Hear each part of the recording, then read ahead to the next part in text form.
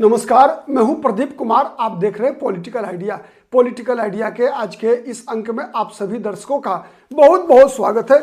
मित्रों, आज हम बात कर रहे हैं बिहार विधानसभा चुनाव के संदर्भ में महागठबंधन के अंदर जिस प्रकार से सीटों के बंटवारा का मामला अब तक अटका हुआ है, तो साथ साथ सीट का बंटवारा का मामला जो संख्या के मामले में अटका हुआ है, उसके पीछे एक और महत्वपूर्ण कारण यह है कि कौन सी सीटें कौन सी पार्टी लड़ेगी। यह भी एक मामला है, बड़ा मामला है, जिस पर चर्चा लगातार चल रही है, लेकिन अब तक महागठबंधन के अंदर कोई सहमति नहीं बन सकी है। चूंकि उसका सबसे प्रमुख कारण क्या रहा है कि जिस प्रकार से आरजेडी ने कुछ चालाकियां की थी 2020 के बिहार विधानसभा चुनाव में और 2024 के लोकसभा चुनाव में, जिसकी चर्चा मैंने पहले कई बार किया है, मैं एक बार दोहरा देता हूं फिर कि संक्षेप में कि 2024 के लोकसभा चुनाव में महागठबंधन की तरफ से आरजेडी ने एक चालाकी ये किया था कि सीटों के चिन्हित करने की कि कौन सी सीट कौन सी पार्टी लड़ेगी, और इसकी घोषणा और अपने सहयोगियों को बताने से पहले, मतलब सहमति बनाने से पहले, आरजेडी ने एक तरफा अपने कई उम्मीदवारों को सिंबल दे दिया था और जो बाकी सीटें बच गई अंत में कह दिया कि आप जो सहयोगी दल थे, विशेष रूप से कांग्रेस पार्टी, कि आप फलाना फलाना सीट लड़ लीजिए। उसमें कई कारण भी थे, जैसे आरजेडी नहीं चाहती थी कि पूर्णिया सीट कांग्रेस के हाथ लगे, जिससे कि पप्पू यादव वहां से कांग्रेस के टिकट पर चुनाव लड़े। बेगूसराय नहीं देना चाहती थी, जिससे कि वहां पर कन्हैया कुमार चुनाव लड़े। औरंगाबाद में आरजेडी अभय कुशवाहा को लड़ाना चाहती थी, जबकि कांग्रेस पार्टी अपने सिंबल पर निखिल कुमार को लड़ाना चाहती थी। तो ऐसी कई सीटें थी जहां पर कि कांग्रेस पार्टी की इच्छा के अनुसार सीटें नहीं मिली। बेतिया की सीट, लोकसभा की सीट कांग्रेस पार्टी नहीं लड़ना चाहती थी, ठीक है, लेकिन फिर भी कांग्रेस पार्टी को लड़ना पड़ा। कांग्रेस पार्टी के हित में यह नहीं था कि महाराजगंज की सीट लड़े कांग्रेस पार्टी, लेकिन चूंकि जो प्रदेश अध्यक्ष थे कांग्रेस पार्टी के अखिलेश प्रसाद सिंह, वो अपने पुत्र को लॉन्च करना चाहते थे। पहले मोतिहारी एक बार लॉन्च कर चुके थे, इस बार महाराजगंज लॉन्च करना चाहते थे। आरजेडी भी चाहती थी कि आरजेडी को महाराजगंज नहीं लड़ना पड़े, और साथ साथ आरजेडी ये भी चाहती थी कि अखिलेश सिंह का भला हो जाए। कांग्रेस का क्या हो, ये बातें बाद में, पहले अखिलेश सिंह और लालू प्रसाद यादव का भला हो जाए। इस चक्कर में क्या हुआ, कांग्रेस पार्टी को कई सीटें मजबूरी बस लड़नी पड़ी। वही खेल हुआ था विधानसभा चुनाव के दौरान। कहने के लिए 70 सीटें तो मिल गई, लेकिन उन 70 सीटों पर कांग्रेस पार्टी का हालत क्या था। वो सीटें ऐसी थी जहां पर कि कांग्रेस को छोड़ दीजिए, राष्ट्रीय जनता दल भी उन सीटों पर जीत नहीं पाया। मैं बताऊं आपको, कई सीटें मैंने बता रहा हूं आपको, आप नोट कर सकते हैं। हरनौत विधानसभा सीट, हरनौत मालूम है किसका सीट है? नीतीश कुमार का सीट है। उस सीट पर छोड़ दीजिए कांग्रेस पार्टी, आज तक कांग्रेस और आरजेडी में से कोई भी पार्टी चुनाव नहीं जीत सकी है हरनौत विधानसभा सीट से।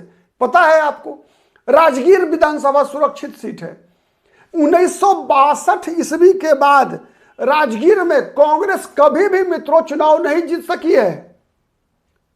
राजगीर विधानसभा सीट में कभी भी कांग्रेस पार्टी 1962 के बाद आज तक चुनाव नहीं जीत पाई। हरनौत कभी नहीं जीती, यह इतिहास है, ठीक है। उसके बाद आइए सुपौल विधानसभा सीट, किनका, कौन सा विधानसभा सीट है? विजेंद्र प्रसाद यादव का विधानसभा सीट सुपौल। 90 के बाद आज तक केवल विजेंद्र बाबू चुनाव जीते हैं, और विजेंद्र यादव का सीट आरजेडी भी कभी, यादव बहुल सीट है, फिर भी आरजेडी भी कभी भी विजेंद्र प्रसाद यादव को नहीं हरा पाया। विजेंद्र प्रसाद यादव समता पार्टी के बड़े नेता नीतीश कुमार के साथ लगातार रहे। जनता दल यूनाइटेड के गठन के बाद बिहार में सबसे पहला प्रदेश अध्यक्ष विजेंद्र प्रसाद यादव बने। कल्पना कीजिए, वो सीटें कांग्रेस लड़ रही थी गया विधानसभा सीट 90 से लगातार प्रेम कुमार वहां पर काबिज है।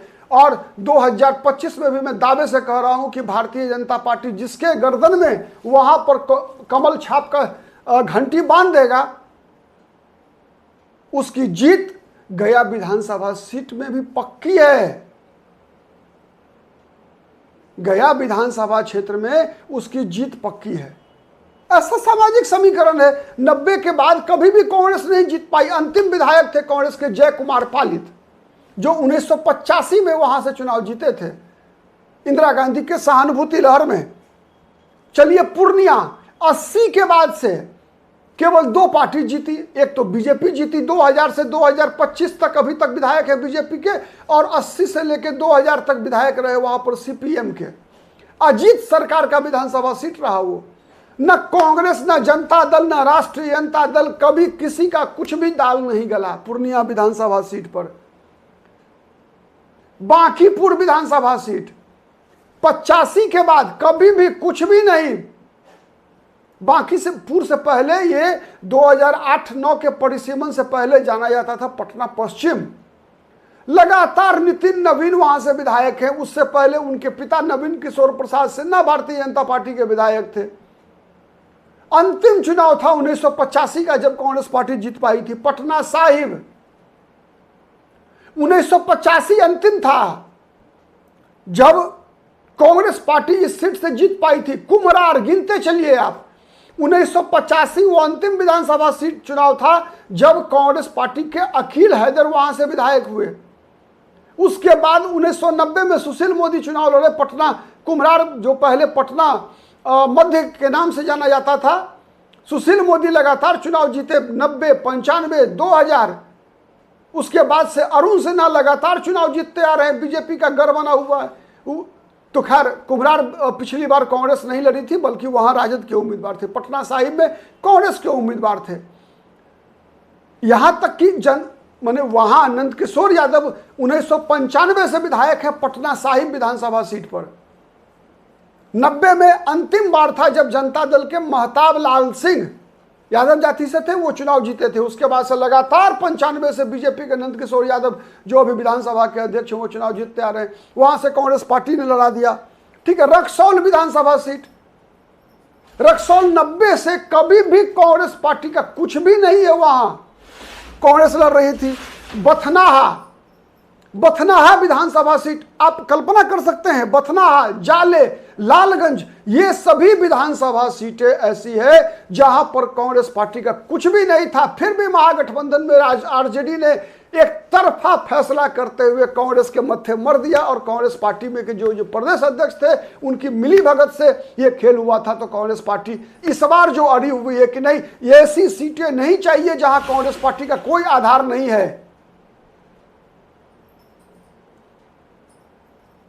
तो ये सब बातें कांग्रेस पार्टी इस बार, इसीलिए अब तक आप कह सकते हैं कि महागठबंधन में सीटों का फैसला अटका हुआ है। इसका सबसे बड़ा कारण यही है कि कांग्रेस पार्टी की सर्वे टीम ने, कांग्रेस पार्टी के जो रणनीति बनाने वाले बिहार की जो नई टीम है, उसने ये सभी आंकड़े निकालकर बैठी हुई है, और सीटों पर बार्गेनिंग का काम जो है, बातचीत लगातार चल रहा है।